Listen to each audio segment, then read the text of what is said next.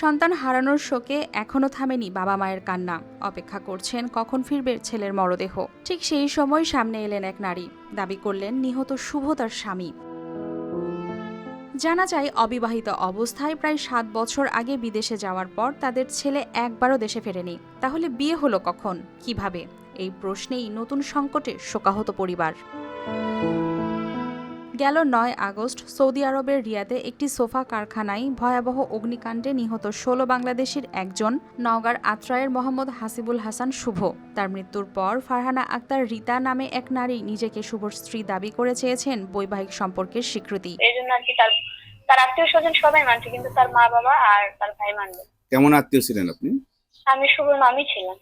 আপনার মামি ছিলেন, আপন মামি? জি। তবে এই দাবি প্রত্যাখ্যান করেছে শুভর পরিবার। তাদের মতে, শুভ 2020 সালে সৌদি আরবে যাওয়ার পর দেশে ফেরেননি। এছাড়াও জানা যায়, সম্পর্কে রিতা ছিলেন শুভর মামি, যেখানে রয়েছে তাদের একটি কন্যা সন্তান। পরে অবশ্য তার মামার সাথে বিচ্ছেদ হয়। Lily whip shea mystic glowing body wash, secret to ultimate glow. আজ আমার সংসার নষ্ট হচ্ছে, আরেকজনের সংসার যে নষ্ট করবে না, এটা কি প্রমাণ আছে? ওই তো তিলে তিলে একটা দুইটা পরিবার সংসার নষ্ট করে দিছে। কিন্তু আমার ছেলের মামি, আপন মামি, ছোট মামি। শুভকে বিয়ের দাবির পক্ষে একটি এভিডেভিট দেখানোর কথা জানিয়েছে পরিবার, তবে তারা প্রশ্ন তুলেছে এর সত্যতা নিয়ে। অন্যদিকে রিতা বলেছেন শুভর সঙ্গে তার বৈবাহিক সম্পর্ক ছিল, যার স্বীকৃতি চান তিনি। আমার ভাই বিদেশ যাওয়ার বয়স হলো 2020 সালে আমার ভাই বিদেশ যায়, 2020 সালে 4 ফেব্রুয়ারি।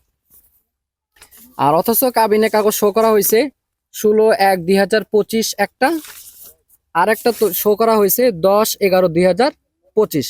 অথচ এর মাঝখানে আমার ভাই দেশে একবারও ছুটিতে আসে নাই। আমার ছেলে মারা গেছে, আমি শোকাহত। আমি সন্তান আর স্বজন হারিয়েছি, ব্যথাটা আমার। এই মেয়ে বিভিন্ন অপকণ্ড ছড়ায় আমার মৃত সন্তানের গুণগার বানাইতেছে। যাও বিভিন্ন ভুয়া ডকুমেন্টস এবং ফলস কাগজ দ্বারা এসে করছে, এগুলো সবকিছু প্রমাণ এবং আমাদের কাছে আছে। আমি এটা পেশ করছি। একদিকে সন্তান হারানোর শোক, অন্যদিকে স্ত্রীর পরিচয়ে এই বিরোধ। রিতা সত্যিই শুভর স্ত্রী কিনা তার উত্তর মিলবে নথি ও আইনগত যাচাইয়ে। News desk, RTV।